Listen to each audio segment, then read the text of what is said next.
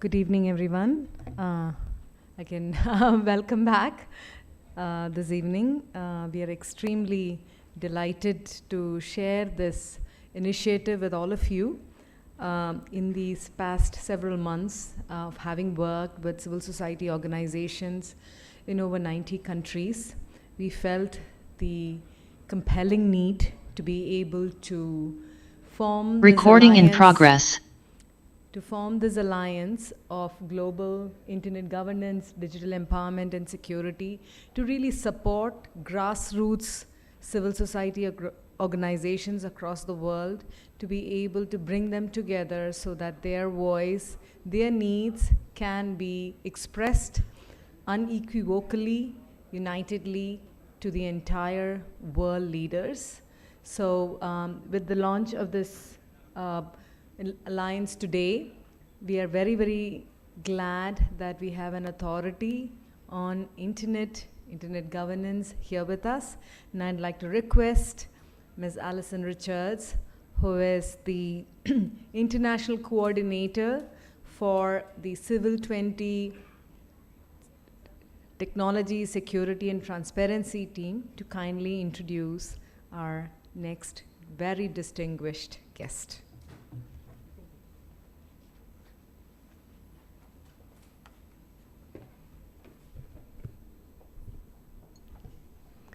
Good evening. Thank you all for joining us today. We're very pleased and honored to have an industry legend with us today. Dr. Vint Cerf is Vice President and Chief Internet Evangelist for Google. He is the co-designer of the TCP/IP protocols and also considered architect and co-founder of the Internet. He has served in executive positions at ICANN, the Internet Society, MCI, the Corporation for National Research Initiatives, and the Defense Advanced Research Projects Agency. A former Stanford professor and former member of the U.S. National Science Board, he is also the past president of the Association for Computing Machinery and serves in advisory capacities at NIST, DOE, NSF, NRO, and NASA. He earned his Bachelor's of Science in Mathematics at Stanford and MS and PhD at UCLA, degrees in computer science. He is a member of both the U.S. National Academies of Science and Engineering, the Worshipful Company of Information Technologists, and the Worshipful Company of Stationers. Vint Cerf is a recipient of numerous awards for his work. So many, it's almost impossible to say them all. But I would just like to let you know he's received the U.S. Presidential Medal of Freedom, the U.S. National Medal of Technology, the Queen Elizabeth Prize for Engineering, the Prince of Asturias Award, the Japan Prize, the Charles Stark Draper Award, the ACM Turing Award, the Marconi Prize, the IEEE Medal of Honor, the Legion d'Honneur, and the Vint Futures Grand Prize, and the Franklin Medal. He is a foreign member of the British Royal Society and Swedish Academy of Engineering, and he holds 29 honorary degrees. So without further ado, I'd just like to introduce Dr. Vint Cerf. Thank you for being with us tonight. Well, thank you very, very much, and good evening, everyone. It's a real pleasure and an honor to address you tonight. I'm here representing, in part, the leadership panel of the Internet Governance Forum, which brings its greetings to you and also its thanks and congratulations for the work that you're undertaking. It's our belief that civil society voices must be heard in a multi-stakeholder policy development environment, so that policies that affect the way in which the Internet is delivered and operates benefits from civil society's perspective. So we thank you very much for the work that you continue to pursue. The title of this talk is Connectivity is Everything. And I want to use that to explain one of the primary motivations for the Internet's design. At the time that Bob Kahn and I were doing this work in 1973, now 50 years ago, we made the assumption that we would not know or did not know exactly what things would need to talk to what other things, or who would need to talk to whom. And so we thought it was important to design a network in which anything could talk to everything. And in the same sense that in the telephone network, approximately speaking, anyone can call anyone else. Of course, you don't have to answer the phone, or you can hang up if you decide you're not interested. And that same general notion applies in the internet. You don't have to respond to a request to connect. You can close a connection if you decide that it's not suitable or appropriate. So we have that flexibility, but also the value that connectivity brings, which is that if you have an application that requires any pair of devices to communicate, the system should support that. It does turn out, however, that when you design a system with that degree of flexibility, it's very important to have the ability to know who's calling. We see this in the telephone network with further attempts to identify, in the US, we call it caller ID. There should be a way for a recipient of a request to connect to know who is the party that's calling. And of course, on the other side, the party that's calling would like some assurance that they got to the right destination. One of the ways in which that can be accomplished in the internet environment is to use the domain name system and its DNSSEC extension, in which the binding between a domain name and an IP address can be digitally signed. That allows both the caller to know that it's reached the correct destination, and by a similar mechanism, the called party can verify the calling party's ID. The way that works effectively is that digital keys, public keys, are essentially pre-configured into the system, either by way of the domain name system or maybe even by some pre-agreement between the parties so that they can validate each other. The way that works in simple terms is that if you both know each other's public keys, you can encrypt a challenge, a random number, for example, as a challenge in the other party's public key. That party can decrypt the challenge in the private key and then turn around and send a response in the public key of the caller. And the caller can decrypt that in the private key and verify that it got the same random number back, and vice versa. So the two parties can essentially handshake to validate each other's identities.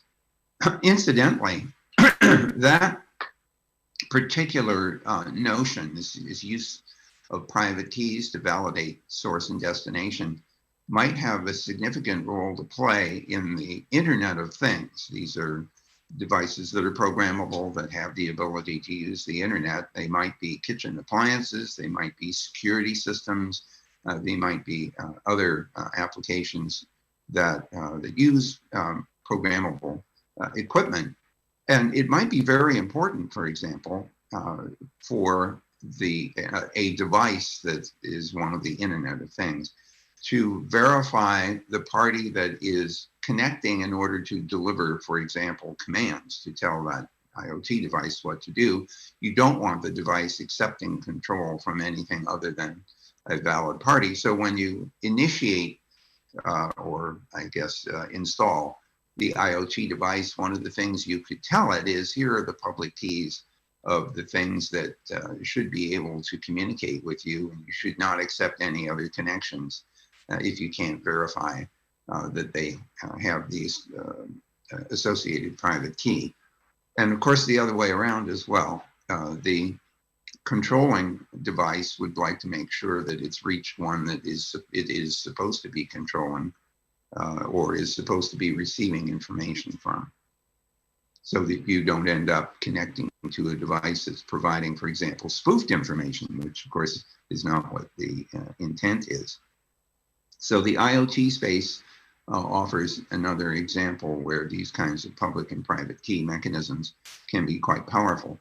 And I'm sure many of you are well aware by now that the method by which public and private keys are currently generated uses a set of algorithms that depend very heavily on the difficulty of factoring the products of large primes, the RSA algorithm being a primary example of that, not the only one.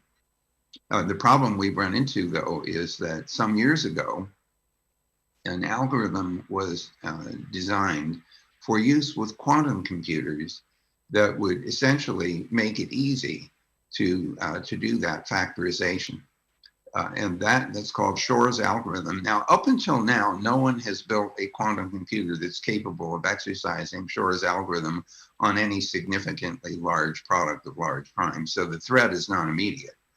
But the reason that this is an issue is that in some cases, we use these cryptographic methods to protect information for long periods of time, 25 years perhaps, in which case we should be worried about the state of computing 25 years from now if the intent is that the security is protected for all that time. So what has happened in the very recent past is that here in the US, the National Institutes of Standards and Technology, or NIST, invited contributions of algorithms that are not attackable using Shor's algorithm. Most of these tend to use lattice mathematics as the basis for the puzzle and the work factor that is intended for use in this cryptographic application. They have winnowed this down from 36 to 4 algorithms, and those are still being evaluated for their strength. But I would consider that to be extremely good news because it's only 2023 and already we have 4 possible algorithms to be evaluated in order to replace the ones that we've been using for quite some time since the development of the RSA algorithms that go all the way back into the late 1970s and early 1980s. I want to speak a little bit more about the potential for breaking connectivity, for interfering with connectivity. And the word that's often used to describe that is fragmentation. We worry about fragmentation of the internet where parties can't actually connect to each other at will. And you might ask, well, how could this happen? And it turns out that there are a variety of ways in which this fragmentation could take place. Sometimes it happens at very, very low layers in the internet architecture. I'm sure many of you are aware that the basic inter-network routing algorithm is called BGP, or Border Gateway Protocol, in which the autonomous systems of the internet, you can think networks for autonomous system, exchange information about how they are connected to each other. And if it turns out that the connectivity information is missing or is not provided or is somehow blocked from being shared, then parts of the net don't know how to reach other parts of the net, and the network becomes fragmented as a result. Sometimes this happens by accident. I'm sure many of you are aware that from time to time, pieces of the internet become unreachable because someone has made a mistake in generating the announcements that say, here is how I'm connected to the rest of the internet. So this is a classic problem. It's called a configuration error. And it's amazing how easy it is to mess that up. Some of the worst things that happened in the net were not the result of an attack. They were simply the result of a mistake. And so this is an area of serious research. How do you tell that a particular configuration is in fact incorrect and therefore leads to problems? But that's one possibility. Another possibility is that in a more granular way, particular IP addresses are blocked from being reached deliberately. In some parts of the world, for example, certain IP addresses are literally blocked by the routers and you can't send a packet to that destination. That's the way that particular regime might prevent a party from reaching a particular destination. That's getting down into the guts of the routing system and interfering with it. Generally speaking, we don't like that. Although the other side of that coin might be to protect people from going to a website that's malicious, that has malware or other kinds of malicious software on board, and you want to protect people from going there. The same argument could be made up in the domain name level, where domain names get blocked.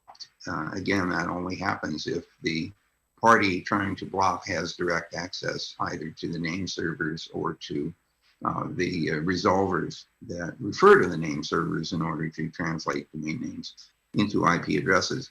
These are all, in some sense, invasions of the connectivity of the network. Sometimes they might be justified, and sometimes they might be problematic. Another thing that can happen at a much higher layer in the architecture, in the application space, might be blocking and paywalls and access control mechanisms, some of which are entirely reasonable. For example, if you're a newspaper who's offering online news and you might want to be compensated for the work that you do, you might put up a blocking paywall that simply says once you connect to the website, you have to authenticate that you're a subscriber, and then you get access to the content. In some cases, parties who are offering their content in exchange for payment will offer some number of free looks at the content, after which you have to be a subscriber to get any more. And that's a clever way of advertising, not too different from some stores, at least here in the US, where you walk into the grocery store and they might have little samples of cheese or some other product in order to convince you that you want to buy more of that product. There are lots of other potential ways in which the network can be fragmented, and I hope that those of you who are engaged in speaking for civil society will highlight those various things that interfere with connectivity in order to draw attention to them if in fact it's interfering with the openness and freedom of access to the internet. There are some other mechanisms that people sometimes use to avoid the blocking, and sometimes the parties who are trying to block will figure out that you're using those and block those as well. Virtual private networks being an example where the apparent IP address of the origin is not really you, but it's the virtual private network's IP address space that appears at the destination, and the blocking might be inhibited. Another possibility at the application layer are proxy hosts. So you connect to the proxy, and then the proxy connects to whatever the service is. And even if the service would have blocked you, maybe it won't block the proxy. And so that's yet another way to steer around some kinds of fragmentation.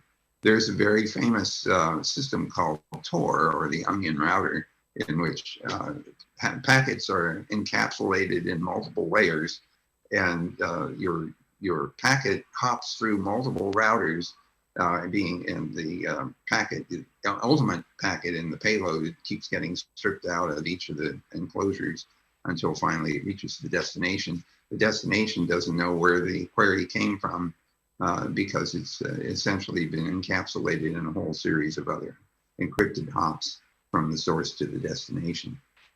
I will say, though, that we should speak now not only of fragmentation in the sense of interfering with connectivity, but we should also keep in mind that none of these things matter if you don't have access to the internet in the first place. Perhaps there is no internet available where you happen to be, or perhaps it's there, but it's too expensive, or it's there, but its performance is inadequate to the tasks that you're trying to perform. And so access to the network and the various ways in which that might be interfered with are also important topics for civil society to draw attention to. And by extension, another kind of blocking factor has to do with accessibility of the services on the network. If you are blind or have vision impairment, or you're deaf or hard of hearing like I am, or you have a motor problem, it could very well be that the applications you want to get to, in fact, are inaccessible to you because they are not accommodating. They don't take into account the special kinds of interfaces that might be needed to accommodate someone with a disability. And so in addition to direct access concerns, we also have this concern about access for people with disabilities. And I would urge you to be very vocal about that for a couple of reasons. The first one, of course, is that much of the internet is still inaccessible in the application space to people with disabilities. And when we remediate that prevention of access or interference with access, not only are we serving the billion people in the world with disabilities, but we're serving everyone else that they interact with, because we're enabling them to communicate with the rest of the world and with the applications that they need. And so there is a significant improvement or benefit well beyond just enabling a single individual to get access to the internet services. You're really enabling all the people who want to interact with that person at the same time. And so there is a knock-on effect when we solve accessibility problems. I want to switch gears at this point to a related topic that I hope is also on your mind. It's hard to ignore the fact that misinformation and disinformation have become rampant in various parts of the internet, especially in the World Wide Web on various web pages or in social media. It's a very open environment, and people, generally speaking, are free to say whatever they want to, or upload videos or upload text and so on. And we know that some people are deliberately spreading false information, or they may be unintentionally doing that, not realizing that the information that they think they should share turns out to be incorrect or inaccurate or deliberately false, but not being aware of that. So what do we do about that? Well, we can try to make rules, and many countries around the world are trying to create a legal and a regulatory environment that says, don't let people put bad information up on the net. I think that's difficult to enforce, and it's also hard in some cases to figure out whether something in fact is misinformation or disinformation. So passing a law may or may not be effective. I would like to urge one defense against misinformation and disinformation. I will call that critical thinking. It's wetware up here. And I believe that we should train our young people and ourselves to always ask questions about content that we're encountering on the net. Is there corroborating evidence from other trusted sources about assertions that are being made? Do we know where the information came from? What is its origin? The term provenance comes to mind here about content that we encounter on the net. We might ask, what's the intent behind this information? Is someone trying to persuade me to think in a certain way, or to buy a particular product, or to think a certain way about some other party's information? All of those can be dealt with in part by thinking very critically and asking all those questions. And so we should encourage people to indeed ask those questions as they encounter content on the net that might be questionable. Coming back to provenance for just a moment, there is a related notion, and that's accountability. We would like to hold parties accountable for the information that they put up on the network and share with others. And I think that will become a very important part of the internet's environment, or I hope it will, because an unaccountable internet leads to all kinds of abusive behaviors, especially if there's no way to identify the parties who are undertaking those behaviors. So that suggests to me, though, that absolute anonymity is not our friend here, that transparency of origin is important at need. That doesn't mean that pseudonymity is unacceptable. In fact, we allow pseudonymity all the time. But sometimes we have to penetrate the veil of anonymity or pseudonymity in order to hold parties accountable for what they say and do in the internet environment. What that suggests to me, of course, is that due process is needed before we penetrate that veil. I'll give you a rather imperfect example of this idea. I can't say for sure in India, whether your license plates are anything like ours in the US, but ours are just generally a string of characters and numbers that are essentially look random. Of course, we give the authority to the police department to pierce that veil of random identifier in order to find out who owns the car that the license plate is on. That doesn't tell you who was driving the car, but at least it tells you who owns the car. And that penetration of the veil of pseudonymity is granted for purposes of law enforcement. I can imagine having a regime of that kind where law enforcement is permitted to penetrate this veil of pseudonymity or anonymity. By the way, that also implies the need for international cooperation. This is where you come in again, because the civil society that you're part of has obviously already engaged with a wide range of parties on an international scale. We saw all those flags, and we saw all the names of organizations that are part of your environment that you speak to and engage with. So getting international cooperation to identify parties to hold them accountable for bad behavior, I think, is a necessity in the internet's future in order to make it a safer place for all of us to be. Again, it's very important that we associate this accountability with due diligence and due process so that human rights are respected. And that, I think, is an equally important element in this equation. I guess I would also suggest to you that in addition to accountability for people, organizations, and even countries, there is another notion which goes along with that hand in hand, and that's agency. And by this, I mean the ability to protect yourself, to have practices and procedures and mechanisms available to, for example, strongly authenticate your own identity. Why would you want that? Well, the reason you want to make it hard to or to have available strong authentication for your identity is so someone else can't pretend to be you and do things in your name that you didn't authorize. So you want very strong authentication mechanisms, whether that's using public key cryptography or other kinds of mechanisms, is very important so that others can't take actions in your name without your express permission. So we would like those kinds of things to be, those kinds of elements to be available to you in order to exercise agency. By the same token, end-to-end cryptography is an important agency for parties who wish to protect their privacy.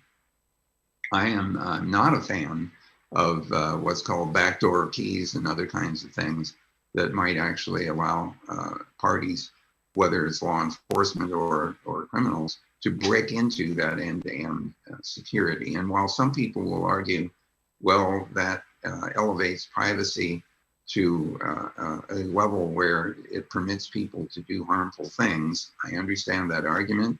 At the same time, I would say that law enforcement in the past has been able to penetrate the veil by other means than breaking the crypto.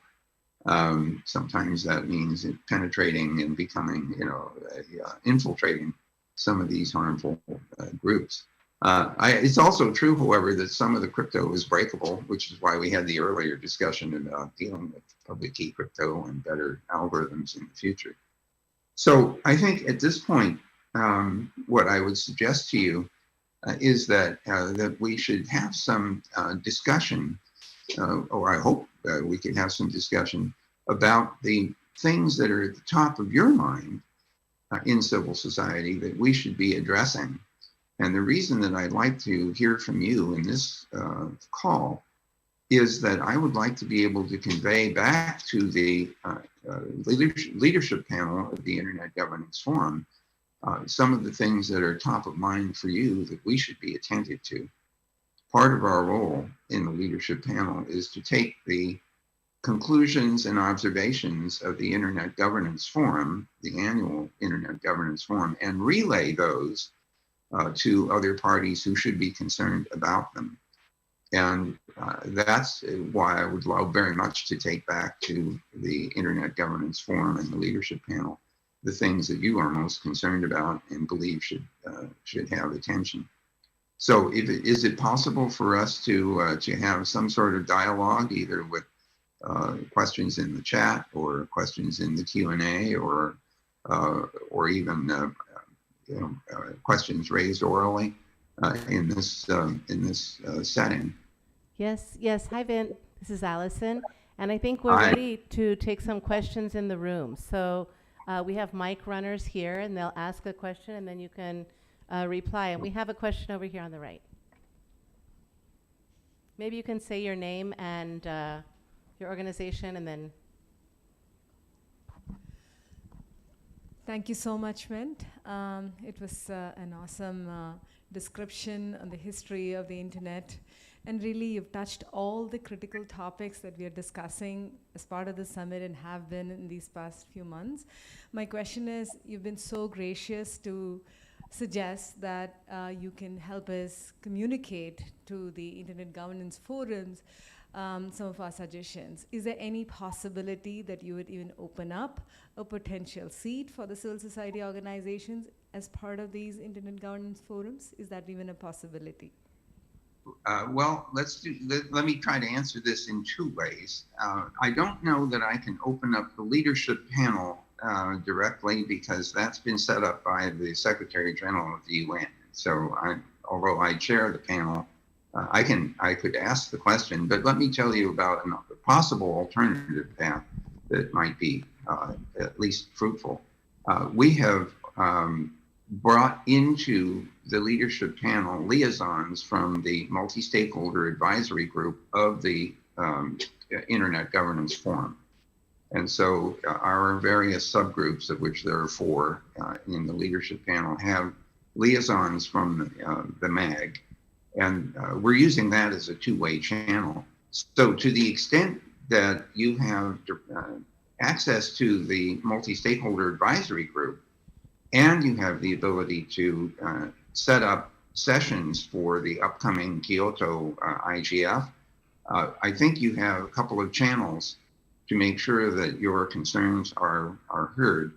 Of course, I'm happy to receive any input that any of your members wish to convey, and I'll be happy to make sure that gets to the eyes and ears of both the leadership panel and the multi-stakeholder advisory group. You should have direct access to the MAG as well. Would any of those things suffice, do you think? Absolutely. That would be great. Thank you, Vin. I think we have another question. Oh, Krishna Shri, go ahead. If I look this way, does he see me? Hi. Hello, sir. Thank you so much. I think my name is Gilad. I work with the Cybersecurity and Systems Cybersecurity group in Amrita. I feel like I'm going to ask you a slightly unfair question, but I want to ask it. So if I go to a restaurant and I get food poisoning, the restaurant gets in trouble.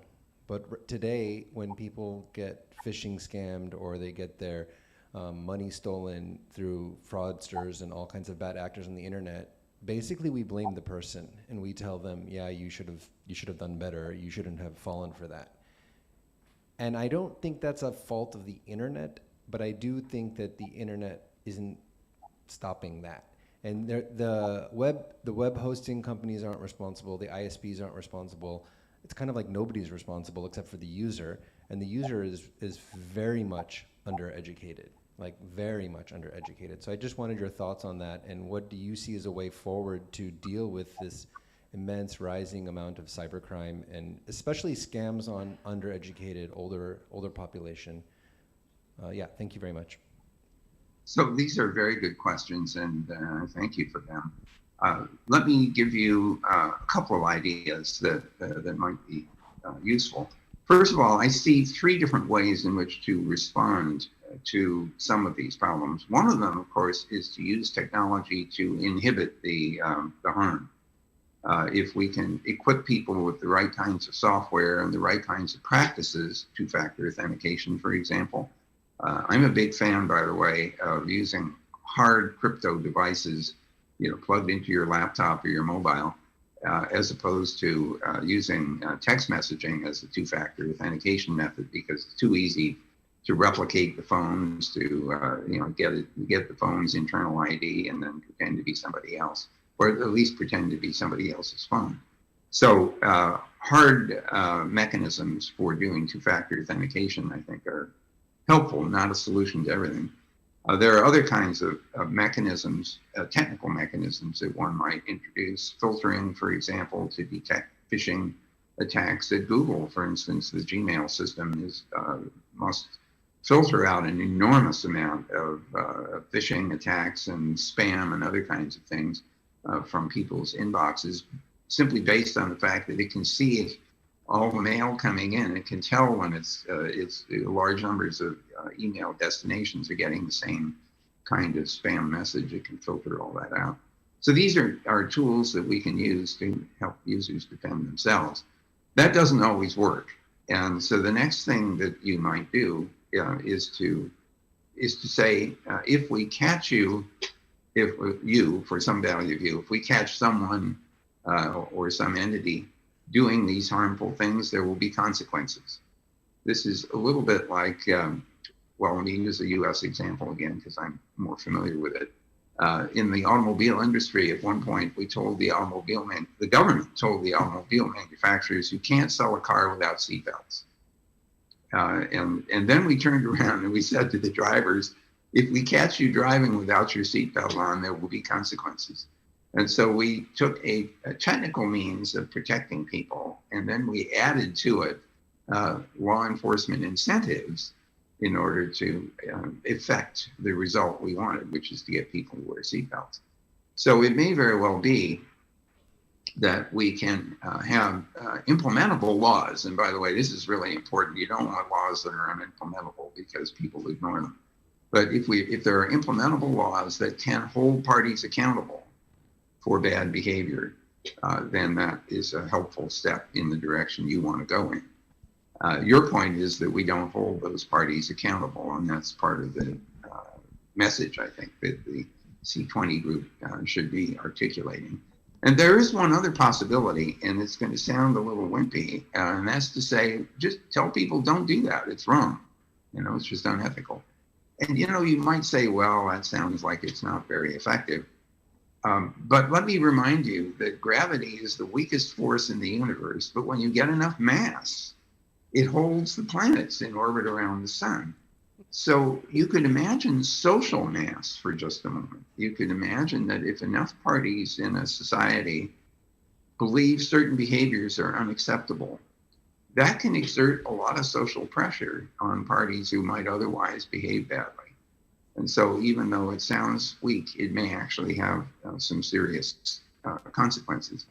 So those are the kinds of things that I think we would want to pursue in order to improve people's safety in the online world. I certainly agree with you that blaming the victim is not the right idea.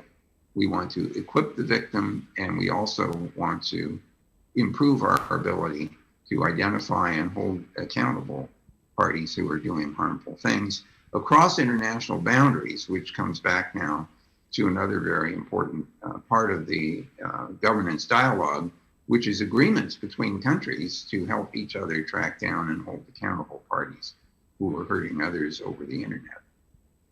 We're a long ways from having a common view of that, but I think we're starting to see an increasing number of international agreements or multinational agreements that will put some of those ideas in play. And a good example of this is the General Data Protection Regulations in the EU, which have propagated to other countries in the world. That's one example of an attempt to put more enforcement into safety for our users.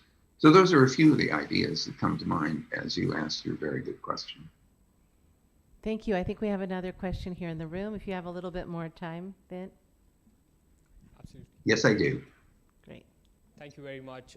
Hi, this is Abhijit. I represent an organization called Vruksh. My question is more about something that you spoke about, connectivity. I'd love to understand your thoughts around experiments similar to Starlink, which enable rural connectivity and providing digital and equitable access to the internet in low resource zones. A second part of the question would be what are your thoughts in terms of this, the decentralization of the internet also happening in the past few years and gaining traction? Do we see that as the future of the internet in some ways, where it becomes more from what we see as a centralized structure to a completely decentralized zone? Yeah. Thank you. So thank you. Those are two very good questions. Let me take the centralization, decentralization first. I'm sure many of you might remember that in the history of the internet, at the beginning, we had lots and lots of time-sharing systems scattered all over the place, and it was very decentralized, and the network allowed anyone to get access to any of those time-sharing systems, as long as you had login privileges and the like. And then as time has gone on, what has happened is that an economy of scale has led to concentration in the form of data centers and networks of data centers. Google is one of those. We have a number of data centers around the world. They're all interconnected by a very, very powerful undersea network, fiber-based network. And that's true for other organizations as well that offer essentially cloud-based services. So what's driving that is literally an economy of scale. It turns out that operating a small data center takes a certain amount of staffing. Operating a bigger one does not take a linear increase in the amount of staffing if you've automated the processes enough, and that, of course, is what's happened. There is this pendulum, of course, swings back and forth, and some of you will be aware of 5G and the plans for 6G, and both of those have inherent in their architectures a new proliferation of what's called edge computing, which sort of goes between you and the data center. There's something else that's closer to you than the data center is. And that's a place where processing could take place. It might be in the base stations, for example, of the mobile system. It might even be embedded in a Wi-Fi access point. What's the reason for having that processing capability closer to you? Well, it's lower latency, basically. And for a number of applications, for example, real-time translation, you might want the least possible latency that you can achieve. And that means pushing some of the computation closer and closer to the user if it's not actually in their laptop or in their mobile or in their pad. So that's where I see the shifting from centralization and concentration, really, to more decentralization again. In terms of access to the internet, we see an increasing number of alternative ways of getting to the internet. The low Earth orbiting satellites, of course, are some of the most recent evolutions. It may be the case eventually that you can't escape access to the internet because companies like Starlink and OneWeb and others will end up providing access to every square inch of the planet to the internet. Of course, it's one thing to have the functional capability. It's another thing to make it affordable and also to make it perform sufficiently to do certain kinds of applications. Historically, costs have tended to be driven out partly by competition and partly by the introduction of new technologies. And also the alternatives for access have proliferated over time. At one point, it was straight dial-up through the telephone system. Then dedicated facilities came along from both telephone and cable companies. Then we got Wi-Fi. Then we got 3G, 4G, 5G, and someday 6G. And now we have the low Earth orbiting satellites. And if any of you have been following fiber optic subsea cable development, it's been astonishing how rapidly proliferating that has been. Islands in the Pacific and the Atlantic are getting fiber connections, which I never imagined would be economically possible. So once again, driving the economy, economic aspects of this drive possibilities. So those are all things that come to my mind as I think about improved access to the internet. It feels to me as if it's going to continue to be more and more available, and I hope more and more affordable. We have 2 more questions in the room, and then we'll wrap up if that's all right with you. Okay. Sir, my name is Siddharth Vinayak Behel, and I am a student studying computer science at Amrita University. You had spoken about how misinformation is rampant on the internet and how it's difficult to really stop that kind of content from being posted in the first place.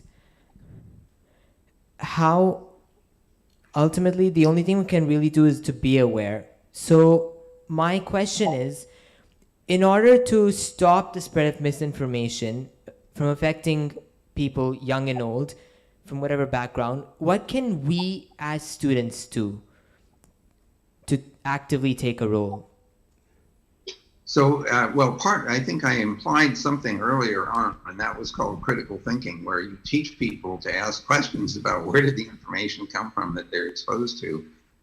We try at Google, and I imagine others do as well, to rate the content that we recover from the World Wide Web during our search, for example. But that's only one means of access to the net. That's one avenue. But you can imagine in social media, often there is no filter at all. You just get whatever it is people are putting up. So again, we might want to say, is there some way in which the various avenues through which information flows could introduce some kind of provenance, some kind of verifiable origin? Not verifying that the information is correct, but just verifying where did it come from. And at least that's the beginning of trying to evaluate the utility of the information.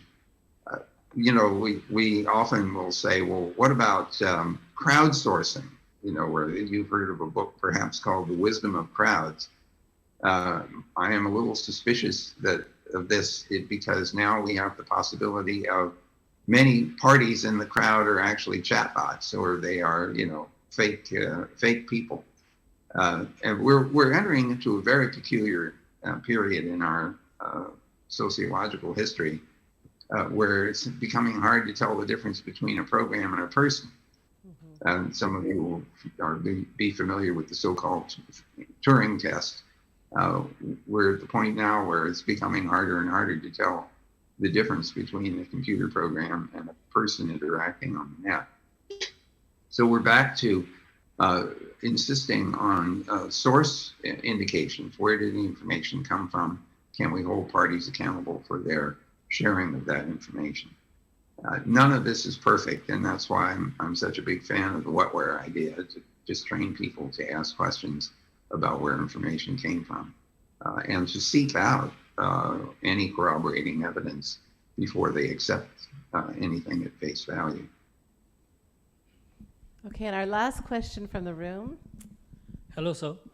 This is Anshuman Hazarika from Assam. I'm representing Information Sharing Analysis Center. So my question is very non-technical. So, you know, you are Vint's, you are the god of internet. You are the founder of internet. So what does it feel like to be you? That is the first question. Yes, sir. And the second question is, what is your normal day-to-day schedule is like? What is your normal day-to-day schedule? Thanks. Thank you, sir.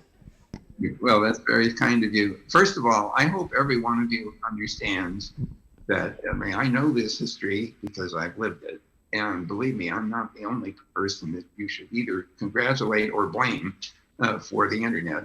Certainly my colleague, Bob Kahn, who started the program and invited me to join it, deserves just as much attention. Both of us, though, I think, see the internet as a remarkable success because so many other people wanted to help make it happen. And the people today, even now, 50 years later, are actively contributing to the continued evolution of the system, its functional capability, its trying to improve its safety and security and the like.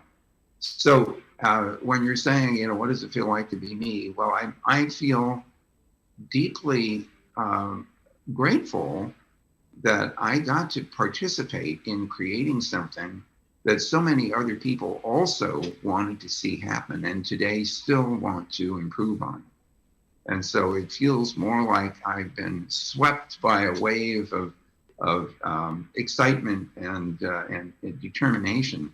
I don't see this as a personal accomplishment at all. It's the accomplishment of many, many hands, and continues to benefit from that.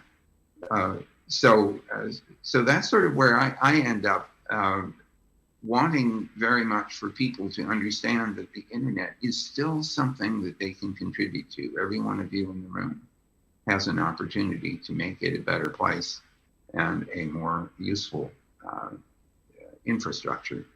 And of course, as you can see, layers of new things were added, like the World Wide Web, which sat down on top of TCP/IP and is the way in which so much of what we do today is affected. And I'm sure there are going to be other layers and new protocols coming along. For example, one that replaced TCP is called QUIC, coming out of Google, and it's a more efficient and more elaborate mechanism for end-to-end connectivity. And I expect to see more and more of those things evolve. Some of you might be aware that I've also been working on an interplanetary extension of the internet in order to support manned and robotic exploration, and now the commercialization of space. That too is in our future, literally coming within the next few years. First landings on new landings on the moon, and some commercialization of mining, for example, will all happen within this decade. So it's all very exciting.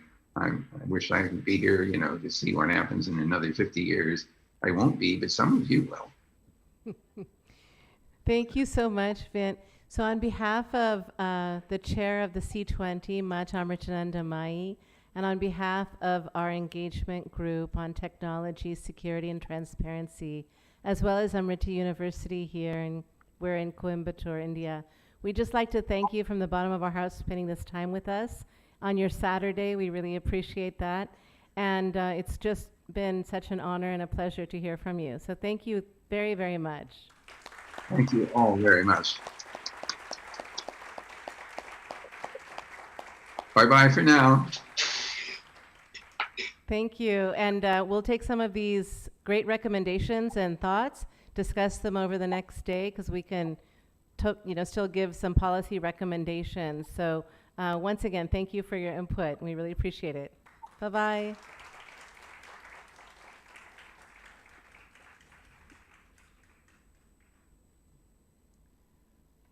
So I think there might be some announcements about the remainder of the program.